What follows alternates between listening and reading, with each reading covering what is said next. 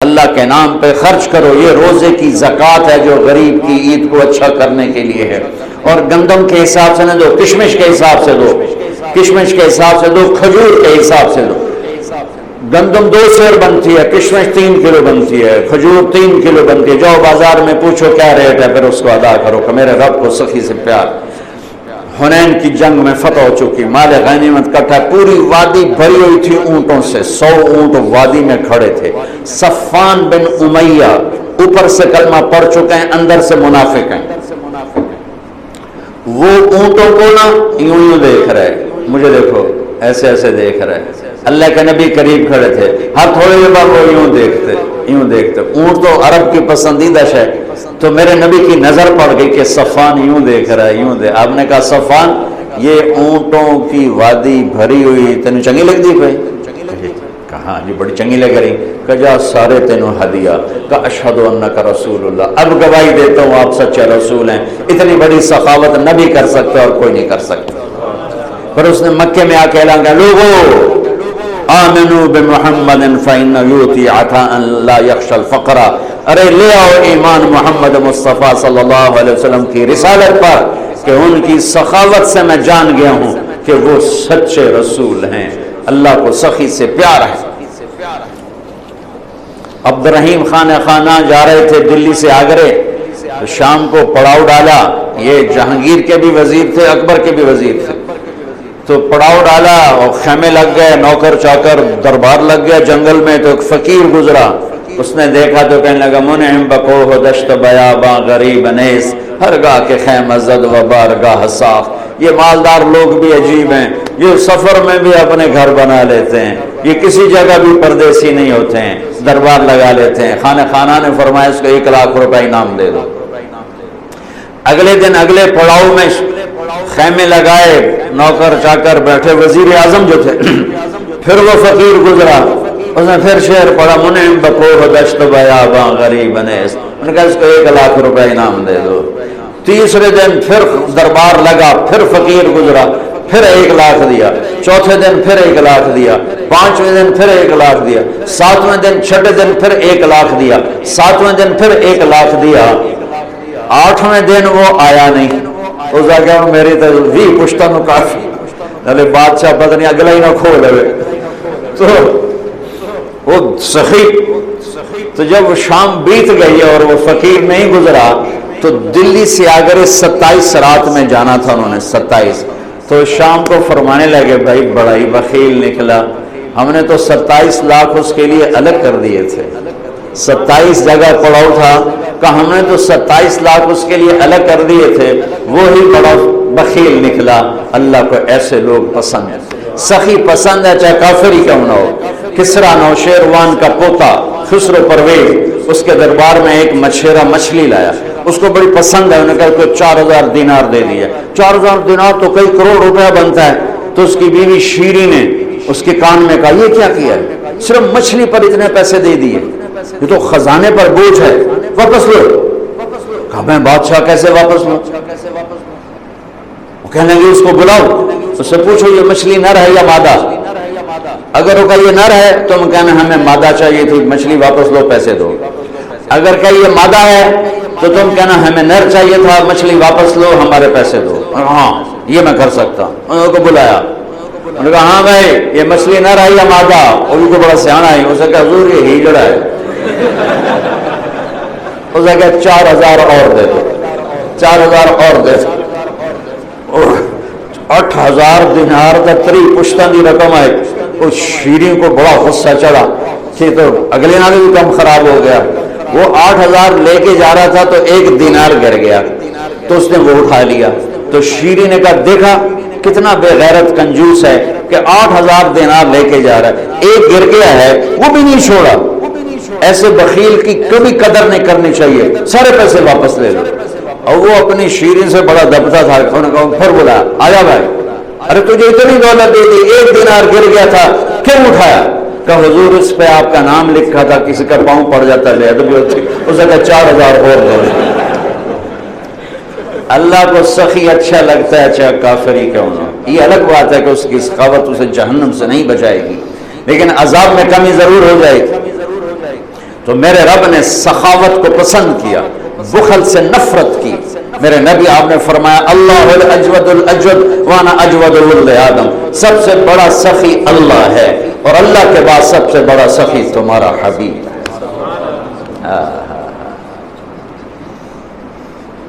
آپ کرتا پہن کے باہر نکلے، ایک صاحب نے کہا یا رسول اللہ یہ کرتا مجھے دے دیں، مجھے بڑا اچھا لگ رہا ہے۔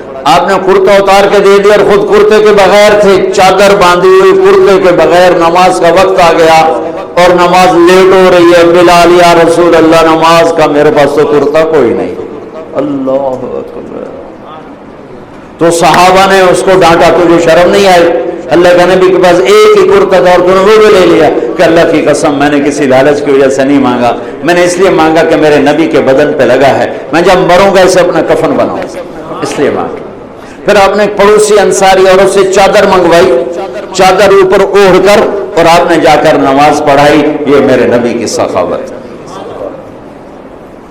تو بھائیو اللہ کو سخی پسند ہے، تو اللہ کے نام پہ افطاریاں کراؤ، اور کم از کم یہ ہے کہ روزے کی زکوٰۃ دو، جس کو صدقہ فطر کہا جاتا ہے، اور گندم کے حساب سے مت دو، یا کشمش کے حساب سے دو، یا کھجور کے حساب سے دو۔ اور ایک تیسری چیز اس میں اعتکاف ہے۔ میرے نبی میں نے آپ سے عرض کیا کہ پورا مہینہ بیٹھے، 20 دن بیٹھے، 10 دن بیٹھے، 10 دن مستقل ساری زندگی کا آپ کا جتنے 9 رمضان آپ کے مقدر میں تھے آپ نے ان کو استعمال فرمایا کہ اعتکاف والا اللہ کا اتنا محبوب ہو جاتا ہے کہ ہم جو اعتکاف کے بغیر ہوں گے، ہم اگر نفل پڑھیں گے تو بندگی عبادت لکھی جائے گی، نہیں پڑھیں گے نہیں لکھا جائے گا۔ اعتکاف والا سویا بھی ہو تو اس کی عبادت لکھی جاتی ہے، باتیں بھی کر رہا ہو تو تسبیح لکھی جاتی، کھانا بھی کھا رہا ہو تو بندگی لکھی جاتی۔ اور اللہ کے در پر وہ آ کے بیٹھ گیا ہے اور اللہ تعالیٰ فرماتا ہے تو میرا بو ہی مالتے بہ گیا، چلو جو منگتا ہے دے دو، جو منگتا ہے دے دو۔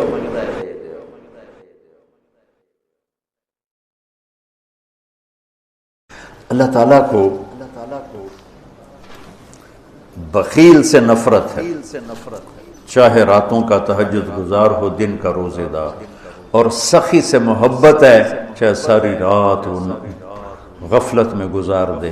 اللہ تعالیٰ کو سخی سے محبت، بخیل سے اللہ دوستی لگاتا نہیں اور سخی سے اللہ دوستی توڑتا نہیں۔ اور سخاوت کا تعلق پیسے سے نہیں، دل سے ہے، دل کی کیفیت ہوتی ہے۔ شیطان ایک دفعہ کسی کو ملا تو اس نے بنی اسرائیل کے کسی عابد کو ملا، انہوں نے پوچھا تجھے کون لوگ پسند ہے؟ کہ ایک جو شراب پیتا ہو مجھے بڑا اچھا لگتا ہے، ایک بہت زیادہ غصے والا ہو مجھے بڑا اچھا لگتا ہے، اور ایک بخیل ہو کنجوس تو مجھے بڑا اچھا لگتا ہے۔ اور کہنے لگا اگلی بتاؤں، اگر کوئی بدبخت تینوں ایک ہی جگہ جمع ہو جائیں، بخیل بھی ہو، غصے والا بھی ہو، نشے والا بھی ہو، پھر وہ پیر ہوتا ہے، میں مرید ہوتا ہوں۔ جی پیر صاحب ایسے دنیا بھری پڑی ہے، تو میرا اللہ ترغیب دیتا ہے مال لگاؤ۔ آپ نے فرمایا اللہ الاجود الاجود وانا اجود ولد آدم، سب سے بڑے سخی تو اللہ ہیں اور اللہ کے بعد سب سے بڑا سخی اللہ نے مجھے بنایا۔ اہل البیت کی سخاوت کو کوئی نہیں پہنچ سکتا۔ ایک دفعہ مدینہ میں 2 نوجوانوں میں بحث چڑھی، بنو امیہ سخی ہیں یا اہل بیت سخی ہیں؟ تو جو بنو امیہ کا طرفدار تھا اس نے کہا بنو امیہ زیادہ سخی، جو اہل بیت کا طرفدار تھا اس نے کہا اہل بیت زیادہ سخی۔ کہا چلو امتحان لیتے ہیں۔ تو جو بنو امیہ کا تھا وہ گیا بنو امیہ کے مالداروں کے پاس کہ میں مصیبت میں پھنس گیا ہوں تو مجھے کچھ مدد چاہیے۔ تو ایک نے 10,000 دیے، پھر دوسرے کے پاس گیا اس نے 10,000 دیے، تیسرے کے پاس، چوتھا 5 6 7 8 9 10 آدمیوں سے 1 لاکھ لے کر آیا۔ یہ گیا عبداللہ بن جعفر کے پاس، ضرورت مندوں کو چاہیے، انہوں نے 1 لاکھ دے دیا۔ پھر گیا حضرت حسن کے پاس، کہا جی میں محتاج ضرورت مند، انہوں نے 1 لاکھ دیا۔ پھر گیا امام حسین کے پاس، انہوں نے 1 لاکھ دے دیا۔ جب وہ کٹھے ہوئے انہوں نے کہا کتنا لے آندا کہ 1 لاکھ، کہ میں 3 لاکھ لے آندا۔ کہا بھائی واقعی اہل بیت کی سخاوت کو کوئی نہیں پہنچ سکتا، چلو واپس کرتے ہیں۔ تو بنو امیہ کا جو حامی تھا وہ گیا، حضور ہم تو خالی ویسے ہی کر رہے تھے، ضرورت نہیں تھی یہ، برائے مہربانی۔ ہم کہا ٹھیک رکھ دو، دوسرا ٹھیک ہے رکھ دو، تیسرا چوتھا پانچواں چھٹا ساتواں آٹھواں نواں 10، ٹھیک ہے بھائی رکھ دو، واپس کر دو، واپس ہو گیا۔ اب یہ گیا عبداللہ بن جعفر کے پاس، حضرت وہ ہم تو ویسے ہی امتحان لے رہے تھے، ہمیں تو ضرورت کوئی نہیں، آپ واپس لے لیں۔ امام حسن صاحب، امام حسین صاحب، انہوں نے فرمایا جب اہل بیت کے گھر سے کوئی چیز نکل جاتی ہے واپس نہیں آیا کرتا۔ تو اللہ سے مانگو کہ اللہ ہمیں سخی بنائے۔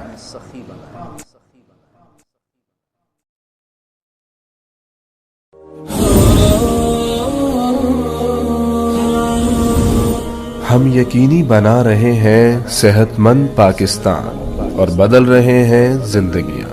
بہترین صحت کی سہولیات کی فراہمی سے آپ بھی بیماروں کے لیے مسیحا بن سکتے ہیں۔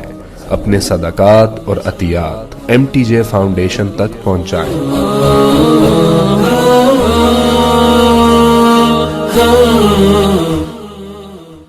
ایک صحابی آئے، کہنے لگے یا رسول اللہ میرا پڑوسی ہے، وہ منافق تھا، اس کی کھجور تھوڑا یوں ٹیڑھی ہو کر میرے گھر کی طرف اس کے شاخیں ہیں، جب پھل آتا ہے تو کھجوریں پک کر نیچے گرتی ہیں، میرے چھوٹے چھوٹے بچے ہیں وہ اٹھا لیتے ہیں، تو یہ ادھر سے بھاگا آتا ہے اور ان کے منہ سے کھجوریں نکال لیتا ہے۔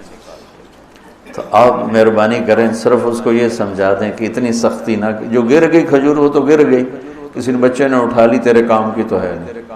تو آپ نے کہا ٹھیک ہے، اپنے اسے بلایا، کہا بھائی وہ کھجور کا میں تمہارے ساتھ سودا کرنا چاہتا ہوں۔ کہا جی کیا؟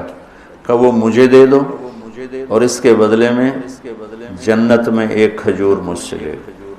اور وہ تو تھا منافق، وہ کہنے لگا یا رسول اللہ یہ کھجور مجھے بڑی پسند ہے، میرے بچوں کو اس کا پھل بڑا پسند ہے، ہم سارے گھر والے اس کے پھل کے بڑے شیدائی ہیں، اگر کوئی اور کھجور آپ فرماتے میں فوراً پیش کر دیتا، لیکن یہ بڑا مشکل ہے، یہ تو نہیں دے سکتا۔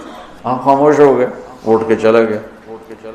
ابو الدحداح ایک انصاری صحابی بیٹھے ہیں، وہ کہنے لگے یا رسول اللہ اگر میں آپ کو کھجور لے کے دے دوں تو مجھ سے وعدہ فرماتے ہیں جنت میں کھجور لے کر دیں گے؟ ہم نے کہا ہاں جو بھی کر دے، میں وعدہ، میں کہا بہت اچھا۔ پیچھے پہنچ گئے، اے بھائی کھجور کا سودا کرو، کرے جا میں نے اللہ کے نبی کے ساتھ نہیں کیا، تمہارے ساتھ کروں۔ کہنے لگے منہ مانگی قیمت لے لو۔ کہا بھائی میں نے بیچنی نہیں۔ کہا بھائی تو مانگ تو صحیح۔ تو اس نے جان چھڑانے کے لیے کہا نہ نومن تیل جلے گا نہ رادھا ناچے گی۔ ایک محاورہ ہے اردو کا کہ نہ نومن تیل آوے نہ رادھا نچے، رادھا نو نچاون واسطے نومن تیل چاہیے، اور تیل ہی نہیں تو رادھا کیوں ناچے؟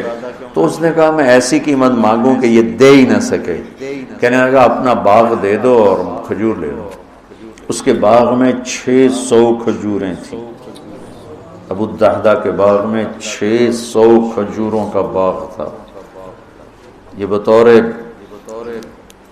اگر آپ اس کو کسی ذمہ دار کی آنکھ سے دیکھو تو یہ اتنی بڑی یہ دولت اور سرمایہ ہے۔ 600 کھجوروں کا باغ مانے رکھتا ہے۔ سبحان اللہ۔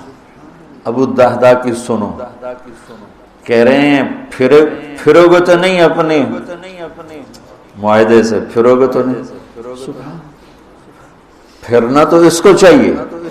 نہیں میرا دماغ خراب ہے، 600 کھجوراں تینوں دے کے دے، آپ میں روٹی کی تھکاؤں۔ یہ تو ان کو یہ کہنا چاہیے تھا، یہ یوں کہہ رہے ہیں اپنی بات سے پھرو گے تو نہیں؟ انہوں نے کہا میں کیوں پھروں گا، میں کوئی پاگل ہوں؟ کہا ڈن، باغ تیرا کھجور میری۔ فلا وربک، دوڑ لگائی، یا رسول اللہ یا رسول اللہ، ابشر مبارک، کیا ہوگا؟ کہ میں نے کھجور خرید لی، اب آپ اس کو دے دیں۔ آپ نے فرمایا کتنے میں؟ 600 کھجوریں دے دی، باغ دے دیا پورا. تو آپ نے فرمایا پھر ہمارا بھی کینسل، پہلا معاہدہ کینسل. یہ تو میں اپنی طرف سے کہہ رہا ہوں. پہلے تو ایک کھجور تھا، کھجور کے بدلے کھجور تھی، تو نے تو باغ دے دیا. تو سن اپنے نبی کی زبان سے، کم من عدق رداح ودار فیاح لأبی الدحداح، میں ابھی دیکھ رہا ہوں تیرے لیے جنت میں بے شمار باغات اللہ نے لگا دیے اور تیرے لیے عالی شان گھر بنا دیے. چونکہ ہر باغ میں انصار گھر بناتے تھے، کہ جتنے باغ ہیں اتنے تیرے محل ہیں، میرے رب نے تیرے لیے بنا دیا. کہا فزت ورب الکعبہ، رب کعبہ کی قسم مجھے اور کچھ نہیں چاہیے. اور وہاں سے دوڑ لگائی اور پہنچے اپنے باغ. اندر نہیں گئے، 4 دیواری ہوتی تھی حفاظت کے لیے. اندر نہیں گئے کہ کہیں دیکھ کے کوئی دل پہ اثر نہ ہو جائے. باہر سے ام الدحدہ، کھجوروں کے زمانے میں انصار باغوں میں شفٹ ہو جاتے تھے راکھی کے لیے، حفاظت کے لیے. تو بچے اور بیوی باغ میں تھے، تو انہوں نے اندر سے جواب دیا جی کہ باہر آ جاؤ. کیا ہوا؟ کہ ہم نے باغ اللہ کے نبی کے ہاتھ بیچ دیا ہے اور اس کے بدلے میں ہمیں جنت میں باغ مل گیا ہے. تو ان کی بیگم نے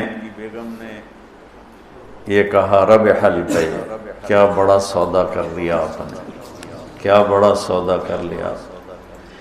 حالانکہ وہ کہتی ہے بچے کہاں سے کھائیں گے، ہم کہاں سے کھائیں گے، روٹی کہاں سے آئے گی. انہوں نے کہا ربح البیع، بہت عالی شان سودا کیا ہے. یہ مزاج ایمان ہے اللہ کے رسول کے سامنے کہ ہمیں آپ کے سانچے میں ڈھلنا ہے.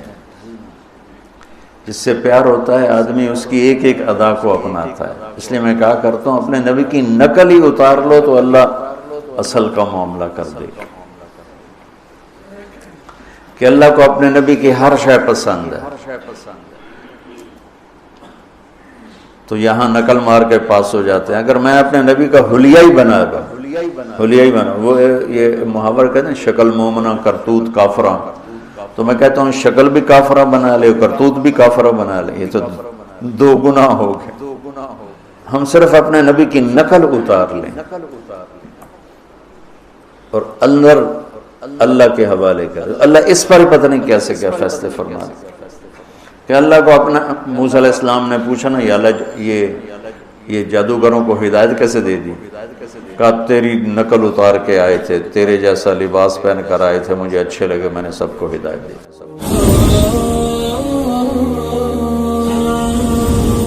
ہم یقینی بنا رہے ہیں صحت مند پاکستان اور بدل رہے ہیں زندگیاں. بہترین صحت کی سہولیات کی فراہمی سے آپ بھی بیماروں کے لیے مسیحا بن سکتے ہیں. اپنے صدقات اور عطیات MTJ فاؤنڈیشن تک پہنچائیں. یہ وہ کتاب ہے جس میں کوئی شک نہیں، ہدایت ہے ان لوگوں کے لیے جو اللہ سے ڈرتے ہیں. سورہ البقرہ آیت 2. اور رسول اکرم صلی اللہ علیہ وسلم نے فرمایا تم میں سے بہترین وہ لوگ ہیں جو قرآن سیکھتے اور سکھاتے ہیں. آج کل کے مصروف دور میں بچوں کو قرآن پڑھانے کے لیے وقت نکالنا واقعی مشکل ہوتا ہے، لیکن اب فکر کی ضرورت نہیں. ہمارے on line Quran teaching service کے ذریعے مرد و خواتین ماہر اساتذہ آپ کے بچوں کو ناظرہ، تجوید اور بنیادی اسلامی تعلیم بالکل گھر بیٹھے سکھاتے ہیں. اپنے بچوں کو قرآن سے جوڑیں اور ان کے دلوں کو ایمان کی روشنی سے منور کریں. آن لائن قرآن لرننگ، ہر دل میں ہدایت کی روشنی. رابطہ کے لیے +92 325 505 0052.